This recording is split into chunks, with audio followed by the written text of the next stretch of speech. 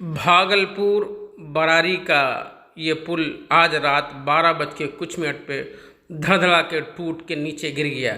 लेकिन अल्लाह के फजल से कोई जानी माली कोई नुकसान नहीं हुआ, इसलिए कि वहाँ जो पुलिस थी उनने उन्हें सूझबूझ दिखाया और तत्परता दिखाई, जिसकी वजह से कोई जानी माली कोई नुकसान नहीं हुआ। लेकिन ये पुल के टूटने की वजह से, गिरने की वजह से उस पार के लोग, अररिया, पूर्णिया, कटिहार, खगड़िया, नवगछिया के लोग जो भागलपुर आते जाते थे, उन लोगों का आना जाना बिल्कुल बंद हो गया है। रोज़ाना हज़ारों गाड़ियां आती थी जाती थी, उन सब का आना जाना बिल्कुल भी बंद हो गया है। कॉलेज के बच्चे, स्कूल के बच्चे उधर जाते थे, इधर जाते थे, इधर आते थे, उन सब लोगों को जाना आना बिल्कुल भी बंद हो गया है। ये पुल 2000 में बन के तैयार हुआ और 2026 में टूट के बिल्कुल गिर चुका है।